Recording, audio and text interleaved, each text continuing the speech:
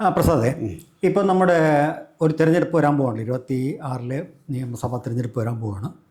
ഈ തിരഞ്ഞെടുപ്പിന് മുന്നോടിയിട്ട് കുറച്ച് കാലങ്ങളിൽ UDFന് വളരെയധികം വിജയസാധ്യത ഉണ്ടെന്നാണ് പല സർവേകളും കണ്ടിരുന്നത്. 90 മുതൽ 100 സീറ്റ് വരെ പ്രചരിപ്പിച്ചാൽ സാധ്യത കൽപ്പിച്ചിരുന്ന സർവേകൾ വരെ ഉണ്ടായിട്ടുണ്ട്. ആ ജനസമ്മതി ഇപ്പോൾ നിലനിൽക്കുന്നുണ്ടോ? സാധാരണഗതിയിൽ ഒരു അടുത്ത കാലത്തായിട്ട് UDFന് അതായത് ഒരു പ്രചാരണം തന്നെ UDFന് അനുകൂലമായി വന്ന ഒരു സാഹചര്യമാണ് തുടക്കത്തിലുണ്ടായിരുന്നത്. അതായത് 100 സീറ്റ് അവർ തന്നെ പറഞ്ഞ് പൊലിപ്പിച്ച് 100 സീറ്റ് എന്ന് പറഞ്ഞ് ജനത്തിനും ഏതാണ്ട് ഒരു മീഡിയയെ കൊണ്ടൊക്കെ പറഞ്ഞു വെപ്പിച്ചു.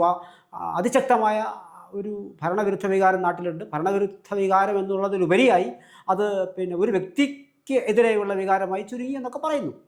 എന്തായാലും സാധാരണഗതിയിൽ സംഭവിക്കുന്ന പോലെ ഇപ്പോഴും അത് പുറത്ത് വ്യക്തമായി കാണുന്നില്ല എന്ന് മാത്രമേ ഉള്ളൂ. അതിൽ കോൺഗ്രസ് ഒരു പരിധിവരെ വിജയിച്ചിട്ടുണ്ട്. അതായത് ഇത്തരം വിമതശല്യം പുറത്തേക്ക് മറന്നേക്ക് വരാതിരിക്കാൻ, പതിവ് പോലെ വരാതിരിക്കാനെങ്കിലും കോൺഗ്രസിന് ആദ്യകാലങ്ങളിൽ സംഭവിച്ചു കഴിഞ്ഞു എന്നുള്ളതാണ്. അപ്പോൾ അതിൻ്റെ അടിസ്ഥാനത്തിലാണ് നമ്മൾ ഈ 100 സീറ്റ്. പക്ഷേ 100 സീറ്റ് എന്നുള്ളതിൽ വ്യക്തിപരമായി എൻ്റെ അഭിപ്രായം എന്ന് പറയുന്നത് കഴിഞ്ഞ ലോക്സഭാ തിരഞ്ഞെടുപ്പിൽ ഇങ്ങനെ ഒരു 400+ സീറ്റ് BJP പറഞ്ഞിരുന്നു, മീഡിയകളും പറഞ്ഞിരുന്നു. രാജ്യത്ത് ഒരു മനുഷ്യരും അത് എതിർക്കാൻ പോയില്ല, ഇത് സംഭവിക്കുമെന്ന് പറഞ്ഞു. അപ്പം എന്നതുപോലെ 100 സീറ്റ് അല്ലെങ്കിൽ 100 സീറ്റ് പ്ലസ് എന്ന് പറയുന്നത് കോൺഗ്രസ് പഴയ 400 പോലെ ആയേക്കാനും ഇടയുണ്ട്. മനുഷ്യൻ്റെ മനസ്സിൻ്റെ ഉള്ളിലിരിപ്പ് അതറിയാൻ കഴിയില്ല. മാത്രമല്ല ഈ ഭരണവിരുദ്ധ വികാരം ഈ തദ്ദേശ സ്വയംഭരണ സ്ഥാപനങ്ങളിലെ തെരഞ്ഞെടുപ്പിലൂടെ ജനം ഒരു തവണ ആ വിഷം അവർക്ക് ഉണ്ടായിരുന്ന വലിയ തോതിലുള്ള എതിർപ്പ് അവരവിടെ പ്രകടിപ്പിച്ചു. അവിടെ തന്നെ ഒരു പണി കൊടുത്തല്ലോ എന്നവരെ ചിന്തിച്ചു. അവിടെ തന്നെ ഒരു ചോദ്യം, ഇപ്പോൾ ജനപ്രതിനിധിയുടെ കാര്യം പറഞ്ഞുകൊണ്ടാണ്. തദ്ദേശ സ്വയംഭരണ തിരഞ്ഞെടുപ്പുകളിൽ UDFന് ഒരു മേൽക്കൈ ഉണ്ടായിരുന്നു. മാത്രമല്ല അതേ തുടർന്ന് വന്ന ഒരു നിലമ്പൂർ ഉപതെരഞ്ഞെടുപ്പിനും കോൺഗ്രസിന് UDFന് ജയിക്കാൻ കഴിഞ്ഞു.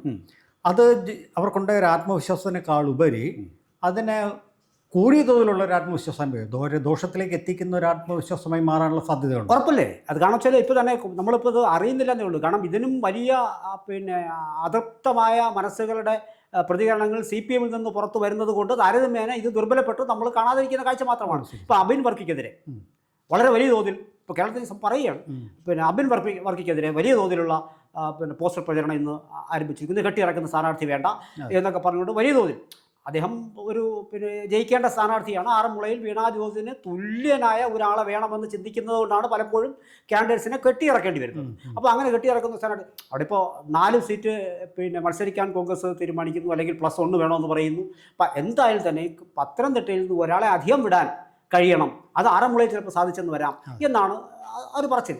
ഇതേ സമയം തന്നെ വൈക്കത്ത് സണ്ണിയം കപ്പിക്കാട്, അപ്പോൾ അദ്ദേഹത്തിനെതിരെ പോലും ബ്ലോക്ക് കമ്മിറ്റികളിൽ നിന്ന് ഈ കാൻഡിഡേറ്റ് വേണ്ട എന്ന് പറയുന്ന രീതിയിലുള്ള പരാതികൾ മേൽത്തട്ടിലേക്ക് പോയിട്ടുണ്ട്, സംസ്ഥാന കമ്മിറ്റികളിലേക്ക് പോയിട്ടുണ്ട്. അപ്പോൾ ഇതൊന്നും പുറത്തു വരാത്തതിന് കാരണം ഇതിലും വലിയ പ്രശ്നങ്ങൾ CPMൻ്റെ അത് പുറത്തു വന്നുകൊണ്ടിരിക്കുന്നതുകൊണ്ടാണ്. അപ്പോൾ അതവിടെ നിൽക്കട്ടെ. ഇനിയൊരു കാര്യം എന്ന് പറയുന്നത്, ഇവിടെ നമ്മൾ ചിന്തിച്ചു കഴിഞ്ഞാൽ പാലക്കാട് വലിയ തോതിൽ ഇപ്പോൾ രാഹുൽ മാട്ടത്തിൽ സ്വതന്ത്രനായി മത്സരിക്കുമോ ഇല്ലയോ ആ ഭയപ്പാട് കോൺഗ്രസിനുണ്ട്. സ്വാഭാവികമായിട്ടും കോൺഗ്രസ് ഈ ഭയപ്പാടിന് ഒരു പരിധിവരെ രഹസ്യമായിട്ടെങ്കിലും അത് പരിഹരിക്കപ്പെട്ട് കഴിഞ്ഞിരിക്കുന്നു എന്നാണ് പല കേന്ദ്രങ്ങളിൽ നിന്നും വരുന്ന വാർത്ത. കാരണം രാഹുൽ മാങ്കോട്ടത്തിൻ്റെ കൂടി ആശീർവാദത്തോടുകൂടിയാണ് ഇപ്പോൾ പിഷാരടി മത്സരിക്കാൻ തയ്യാറെടുക്കുന്നത്. പിഷാരടിക്കെതിരെയും വിഷയങ്ങളൊന്നും കോൺഗ്രസിനകത്തുനിന്ന്, അതായത് കോൺഗ്രസ് വിജയിക്കും അല്ലെങ്കിൽ 100ഓളം സീറ്റ് പിടിക്കും, ശക്തമായ ഭരണവിരുദ്ധ വികാരം കേരളത്തിലുണ്ട്, അത് മുതലാക്കിക്കൊണ്ട് ഭരണത്തിലെത്തും, എത്താം എന്ന ഒരു സാധ്യത ഉണ്ടായിരുന്ന സാഹചര്യത്തിൽ നിന്ന് ഈ പ്രശ്നങ്ങൾ കോൺഗ്രസിന് മങ്ങലേൽപ്പിച്ചിട്ടുണ്ടോ എന്നുള്ളത് തന്നെയാണ് നമുക്ക് മനസ്സിലാക്കാൻ സാധിക്കുന്നത്. പിന്നെ മാത്രമല്ല, കോൺഗ്രസിൻ്റെ ഈ സതീശൻ്റെ ഈ യാത്ര വന്ന് നാളെ അവസാനിക്കുന്ന ഒരു ഘട്ടത്തിൽ രാഹുൽ ഗാന്ധിയാണ് വളരെ തോതിൽ ഒരു വലിയ ഒരു കോളിളക്കം സൃഷ്ടിച്ചു എന്ന് അവകാശപ്പെട്ടുകൊണ്ടുള്ള സംഭവമാണ് കടന്നു വരുന്നത്. പക്ഷെ അങ്ങനെ ഒരു വലിയ കോളിളക്കം നമ്മൾ കണ്ടില്ല, പ്രതിഫലിക്കുന്നില്ല. പക്ഷേ സോഷ്യൽ മീഡിയയിലൊക്കെ വലിയ തോതിൽ അത് പ്രചരിപ്പിച്ചുകൊണ്ടാണ് അദ്ദേഹത്തിൻ്റെ ഇത് കടന്നു വരുന്നത്. അപ്പോഴും സതീശൻ്റെ നേതൃത്വം പോലും അംഗീകരിക്കാത്ത ആൾക്കാരുടെ എണ്ണം 1, 2, 3 അല്ല പാർട്ടിക്കകത്ത്. ഇപ്പോഴും ജനം എപ്പോഴും ചർച്ച ചെയ്യുന്നത് KC വേണുഗോപാൽ വരുമോ, അത് രമേശ് ചെന്നിത്തല കൊടുക്കണ്ടേ, തരൂരിൻ്റെ സാധ്യതകൾ, സതീശൻ പിന്നെ മോശക്കാരനെന്നല്ല നമ്മൾ ഈ പറഞ്ഞു വരുന്നത്. അതെ അതായത് ഒരു തനി കമ്മ്യൂണിസ്റ്റിൻ്റെ എല്ലാ ഗുണങ്ങളും ചേർന്ന ഒരു കോൺഗ്രസ്സുകാരൻ എന്ന മട്ടിൽ അദ്ദേഹം വീറും വാശിയോടുകൂടി അദ്ദേഹത്തിൻ്റെ പോസ്റ്റുകൾ ഇപ്പോൾ ഞാൻ പേടിച്ചു എന്ന് പറഞ്ഞു. എല്ലാം സതീശനെ ലാക്കാക്കിയാണ് പലപ്പോഴും പിന്നെ ഇവിടെ പിന്നെ പതിവിന് വിപരീതമായി എന്താണ് ചർച്ചകളുമാണ് CPM തൊടുത്തു വിടുന്നത്. അപ്പോൾ അതിൽ സതീശൻ വിജയിച്ചു. താൻ ആരോ ഒക്കെയാണോ എന്ന് ഇടതുപക്ഷത്തെ കൊണ്ട് പറയിപ്പിക്കുന്നതിൽ സതീശൻ വെച്ചു. പക്ഷെ അതിർത്തരായ ആൾക്കാരുണ്ട്. പക്ഷേ ചില കോണുകളിൽ നിന്ന് ഏറ്റവും സീനിയർ ആയിട്ടുള്ള കോൺഗ്രസ് നേതാവ് K. സുധാകരനെ കുറിച്ചും സംസാരിച്ച് കേൾക്കുന്നുണ്ട് മുഖ്യമന്ത്രി അത് ബാധിക്കുന്നുണ്ടോ? ബാധിക്കാൻ സാധ്യതയുണ്ടോ? അല്ല, ഈ K. സുധാകരൻ ഇപ്പോൾ കോൺഗ്രസിൻ്റെ മുഖ്യമന്ത്രി സ്ഥാനാർത്ഥികളെന്ന് വെച്ചാൽ 1, 2, 3, 4 അല്ല, ഒരു 7 മുഖ്യമന്ത്രി സ്ഥാനാർത്ഥികൾ ഇതിനകത്തുണ്ട്. പക്ഷെ അത് പറഞ്ഞിട്ട് കാര്യമില്ല. ഈ സ്വാഭാവികമായും ഈ പിന്നെ രാഷ്ട്രീയം വിട്ടു എന്ന് കരുതി വീട്ടിലിരിക്കുന്ന ആൾക്കാരുണ്ട് കുറച്ച് പേര്. അവരെ നമുക്ക് ഒഴിവാക്കി നിർത്താം. പക്ഷേ ശക്തമായി ഈ സ്ഥാനത്തേക്ക് മനസ്സുകൊണ്ട് ആഗ്രഹിക്കുകയും കേരളം ആഗ്രഹിക്കുകയും ചെയ്യുന്ന ആൾക്കാരുടെ ഒരു 3-4 പേരെങ്കിലും ഉണ്ടെങ്കിൽ നമുക്ക് ഉറപ്പിച്ച് പറയാതിരിക്കാൻ സാധ്യമല്ല. ഇപ്പോൾ ഒരു സാഹചര്യത്തിൽ പക്ഷേ KC വേണുഗോപാൽ ഒരു വരുമെന്ന് പറയുന്നു, വന്നുകൂടായില്ല. പക്ഷേ ഇവിടുത്തെ ഓട്ടത്തിൽ സ്വാഭാവികമായും കഴിഞ്ഞ തവണ പ്രതിപക്ഷ സ്ഥാനത്തിരുന്ന് വലിയ തോതിൽ പിണറായിയെ ബുദ്ധിമുട്ടിച്ചുകൊണ്ടിരുന്ന രമേശ് ചെന്നിത്തല കൂട്ടത്തിൽ തന്നെയുണ്ട്. അപ്പോൾ അതാണ് ഞാൻ പറഞ്ഞത്, പുറത്തേക്ക് കാണാത്ത ചില പ്രശ്നങ്ങൾ പാർട്ടിക്കുള്ളിലുണ്ട്. ഇവരെങ്ങനെയാണ് പിന്നെ ഈ വലിക്കുക എന്ന് അറിയാൻ കഴിയില്ല. പരസ്പരം തോൽപ്പിക്കാനുള്ള സാധ്യതകൾ അവിടെ തെളിഞ്ഞു വരുന്നുണ്ട്. BJPക്ക് ഒരു 7-8 സീറ്റ് കിട്ടിയാൽ അത് ഈ കോൺഗ്രസിൻ്റെ നേട്ടങ്ങളെ എങ്ങനെ ബാധിക്കും? പിന്നെ ഈ പറഞ്ഞ ഇപ്പോൾ പുറത്തു വന്നിരിക്കുന്ന ചില അതൃപ്തമായ പിന്നെ ചില ആൾക്കാരുടെ ഈ അബിൻ വർക്കി അല്ലെങ്കിൽ അവിടെ കവിക്കാട് പിന്നെ പാലക്കാടത്തെ വിഷയം, തിരുവനന്തപുരത്തിൻ്റെ ചില വിഷയങ്ങൾ, പാർട്ടിക്കുള്ളിൽ തന്നെ മറ്റു ചില വിഷയങ്ങൾ, പിന്നെ RSPയുമായി ബന്ധപ്പെട്ടിട്ട് പ്രേമേന്ദ്രൻ്റെ മകൻ്റെ സ്ഥാനാർത്ഥികളുമായിട്ട് ബന്ധപ്പെട്ടിട്ട്, പിന്നെ തിരുവനന്തപുരത്ത് തന്നെ നെടുമങ്ങാട് നമ്മുടെ അരുവിക്കര മണ്ഡലം ഒക്കെ ബന്ധപ്പെട്ടിട്ട്, പിന്നെ ഇങ്ങനെയുള്ള കോൺഗ്രസിൻ്റെ നേട്ടങ്ങളൊക്കെ ഉണ്ടാക്കി വെച്ചിട്ടില്ലെന്ന് പറയുന്നില്ല, പ്രശ്നങ്ങളുണ്ടാകുന്നുണ്ട്. അപ്പോൾ അത്തരത്തിലുള്ള ബാധിക്കാനുള്ള സാധ്യത ആ പ്രശ്നങ്ങൾ ഉണ്ടായി വരുമ്പോൾ നമ്മളിപ്പോൾ വളരെ വ്യക്തമായി കാണുന്നത് അല്ലെങ്കിൽ വളരെ പരസ്യമായിട്ട് പുറത്തു വരുന്ന LDFനകത്ത് പ്രത്യേകിച്ച് മാർക്സിസ്റ്റ് പാർട്ടിക്കകത്ത് ഉണ്ടാകുന്ന കുറേ പ്രശ്നങ്ങളാണ്.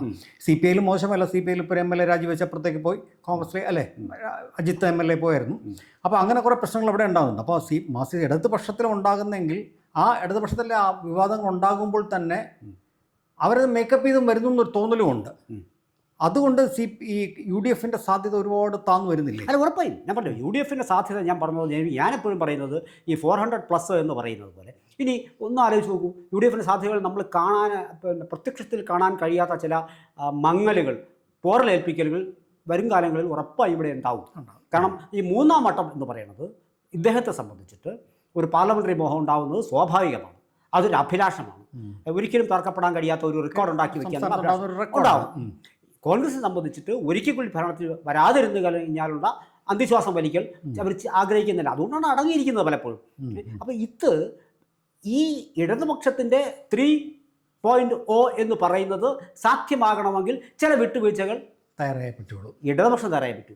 അത്തരം വിട്ടുവീഴ്ചകൾ ഒരുപക്ഷെ അന്തർധാരകളെന്ന് നമ്മൾ വിശേഷിപ്പിക്കപ്പെടുന്ന വിഷയങ്ങൾ BJPയുമായിട്ട് ഉണ്ടാവുകയാണെങ്കിൽ BJPയുടെ സ്വാഭാവികമായിട്ടുള്ള കോൺഗ്രസ് വിരോധവും കൂടി കണക്കിലെടുക്കുമ്പോൾ ഇനി 7-8 ഞാനത് പറയുന്നില്ല, ഒരിക്കലും സാധിക്കും അങ്ങനെ നേടുമെന്ന് ഞാൻ ഒരിക്കലും പറയില്ല.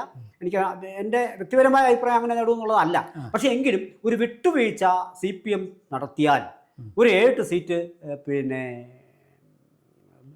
BJPക്ക് ലഭിക്കാവുന്ന സാധ്യതകളാണ് ഇവിടെ ഉള്ളത്. നമ്മൾ കണക്ക് വെച്ച് നോക്കുകയാണെങ്കിൽ അതിൽ ചെറിയൊരു വിട്ടുവീഴ്ച അവർ ചെയ്തു കൊടുത്താൽ അത് വലിയ തോതിൽ അത് കോൺഗ്രസ് മണ്ഡലങ്ങളെയാണ് ബാധിക്കുന്ന തരത്തിലുള്ള വിട്ടുവീഴ്ചയാണ് എങ്കിൽ അത് ഈ 100 പോയിട്ട് ചിലപ്പോൾ എത്തിപ്പെടാൻ ഇപ്പോൾ ഉള്ള സീറ്റുകളിൽ നിന്ന് 10-20 സീറ്റുകൾ 25 സീറ്റുകളിൽ നിന്നൊക്കെ ഒരു 10-50 ചില്ലുവാനം സീറ്റുകളിലേക്ക് കോൺഗ്രസിന് വിജയിക്കാൻ സാധിച്ചാൽ മാത്രമേ ഈ മറ്റ് കേരള കോൺഗ്രസിൻ്റെയും അല്ലെങ്കിൽ നമ്മുടെ ലീഗിൻ്റെയൊക്കെ ഒരു സഹായത്തോടെ ഭരണത്തിലെത്താൻ കഴിയുള്ളൂ. അപ്പോൾ ഇപ്പോഴും വാസ്തവത്തിൽ കേരളത്തിലെ ആൾക്കാരുടെ മനസ്സ് കൃത്യമായിട്ട് പറയാൻ കഴിയില്ല. ഒരു തവണ കൂടി ഒരുപക്ഷെ ഇതൊക്കെ ഇപ്പോൾ ശമ്പള വർധനവിൻ്റെ കാര്യങ്ങൾ DA കുടിശ്ശിക കൊടുക്കുന്നു, തിരക്കിട്ട് കൊടുക്കുകയാണ്. പിന്നെ ഇങ്ങനെ ഒരുപാട് കുറച്ച് പൊടിക്കൈകൾ കാണിക്കുന്നുണ്ട്. പൊടിക്കൈ അവസാന നിമിഷം വരെ അതിനൊരിക്കലും നമുക്ക് തള്ളി പറയാൻ പറ്റുന്ന ആളല്ല പിണറായി വിജയൻ. എല്ലാ സർവ്വവിധ നമ്പറുകളും അദ്ദേഹത്തിൻ്റെ കയ്യിലുണ്ട്. ഒരു പക്ഷേ ഈ പറഞ്ഞ പോലെ ഇതിനെ മേക്കപ്പ് ചെയ്യും. ഈ അതൃപ്തരായി നിൽക്കുന്ന ഇടതുപക്ഷ നേതാക്കളെ തൃപ്തരാക്കാനുള്ള ചെപ്പടി വിദ്യ CPM നേതൃത്വത്തിൻ്റെ കയ്യിലുണ്ട്, ഉറപ്പായും അതിനുള്ള സമയവും ഇനി ഉണ്ട്. അത് കോൺഗ്രസിനെ ബാധിക്കാതിരിക്കില്ല. കോൺഗ്രസ് ഈ ഓവർ കോൺഫിഡൻസ് വച്ചിട്ട് മുന്നോട്ട് പോകുന്നത് എത്ര ദിവസം എന്നുള്ളത് നമുക്ക് അറിയാൻ കഴിയില്ല. അങ്ങനെയെങ്കിൽ അത് പിന്നെ പണ്ട് BJP വെച്ച നമ്മൾ ആരെങ്കിലും കരുതിയോ 400+ എന്ന് പറയുമ്പോൾ പക്ഷെ അതിനകത്ത് നേരത്തെ ഈ പറഞ്ഞത് പിന്നീടാണ് അറിയുന്നത് RSSന്റെ ഒരു ഇടപെടൽ അതിനകത്തുണ്ടായിരുന്നു. പിന്നെ ഈ എന്താണ് പിന്നെ മോദിക്ക് ഗ്യാരണ്ടി അങ്ങനെ ഒരു പെരുപ്പിരി വേണ്ട എന്ന് പറഞ്ഞ ചില ചിന്തകൾ വന്നു. UP-യിലെ സീറ്റ് കുറയുന്നു, UP-യിലെ ചില വഴക്കുകളുണ്ടാകുന്നു. ഇതേപോലെ കോൺഗ്രസിൻ്റെ സ്ഥലങ്ങളിലും ഇപ്പോൾ ഇവിടെ ഉണ്ട്. ഇപ്പോൾ പത്തനംതിട്ടയിൽ തുടങ്ങിക്കഴിഞ്ഞു. ഇപ്പോൾ പിന്നെ അപ്പോൾ ഇങ്ങനെയുള്ള പോക്കറ്റ്സിൽ ചില പ്രശ്നങ്ങൾ ഇപ്പോൾ ഉണ്ട്. ആ കൂട്ടത്തിൽ മറ്റവർ കയറി വരികയും ചെയ്യും. ആര് ഈ ലീഗുകാരും മറ്റും കയറി വരും. അതൊക്കെ ഒരു അല്ല, ഇപ്പോൾ കേരളത്തിലെ ഭരണം നിയന്ത്രിക്കുന്ന ലീഗ് തന്നെ. UDF വന്നു കഴിഞ്ഞാൽ ലീഗ് തന്നെ ആയിരിക്കും ഒരു നറേഷൻ, പ്രത്യേകിച്ച് BJP സോഴ്സുകളിൽ നിന്ന് ഉണ്ടാകുന്നുണ്ട്. ആ സോഴ്സിൽ ഒരു കാര്യം നമ്മൾ പറയുമ്പോൾ ഇപ്പോൾ അബിൻ വർക്കിയുടെ പേരിൽ UDF ഉണ്ടാകുന്ന അപശബ്ദങ്ങളുടെ കുറിച്ച് പറയുകയാണ്. അബിൻ വർക്കിയോടുണ്ടാകുന്ന പ്രശ്നം പഴയ മാങ്കൂട്ടം കൂടുതൽ സജീവമായിട്ട് രാഷ്ട്രീയത്തിൽ വരുന്നതിൻ്റെ ഒരു ഭാഗമാണോ? അങ്ങനെ സംശയിക്കാൻ പറ്റുമോ? അതിനകത്ത് ഉറപ്പുണ്ടല്ലോ. ഈ രാഹുൽ മാങ്കൂട്ടത്തിന് തൽക്കാലം അടങ്ങിയിരിക്കൽ മാത്രമാണ്, തൽക്കാലം മാത്രമാണത്. അദ്ദേഹം കോൺഗ്രസ് വിട്ട് പോകാൻ പോകില്ല എന്നുള്ള പിടിവാശിയാണ്. പറഞ്ഞു വിട്ടാലും പോകില്ല. അദ്ദേഹത്തിൻ്റെ ഒരുപാട് നമ്പറുകൾ ഇനിയും മിച്ചമുണ്ടാവും. അപ്പോൾ ഞാൻ രാഹുൽ മാങ്കൂട്ടത്തിൻ്റെ ആശീർവാദത്തോടു കൂടി തന്നെയാണ് പാലക്കാട്. ഇല്ലെങ്കിൽ അദ്ദേഹം സ്വതന്ത്രം ഒരു നോമിനേഷൻ കൊടുത്താൽ പോരെ. അത് കൊടുക്കുമല്ലെന്നുള്ള പിന്നെ നമുക്ക് അറിയാൻ പറ്റുള്ളൂ. ഇനി മറ്റൊരു കാര്യം ഇവരെ ബാധിക്കാൻ പോകുന്ന വളരെ സിവിയർ ആയിട്ടൊരു വിഷയം കൂടിയുണ്ട്. അത് നമുക്ക് പറഞ്ഞു നിർത്താം. കാരണം CPM ആണ് എതിർചേരി. അവരുടെ ആഗ്രഹം ചില്ലറയല്ല. സ്വാഭാവികമായിട്ടും KM ഷാജി ഉൾപ്പെടെ ഉള്ളവരുടെ പ്രസംഗങ്ങൾ വരും ദിവസങ്ങളിൽ വലിയ തോതിൽ ഇവിടെ പ്രചരിപ്പിക്കപ്പെടും. കാരണം ഇവർ അത് തന്നെയല്ലേ ഇപ്പോൾ പേരാവൂരിലും പറഞ്ഞത്. അതെ, ഈ ഇവർ വന്നു കഴിഞ്ഞാൽ പിന്നെ മറ്റവരുടെ ലീഗിൻ്റെ അപ്രമാദിത്വത്തെ അത് മതം മതം മതം എന്ന് അദ്ദേഹം പറഞ്ഞു പോയതൊക്കെ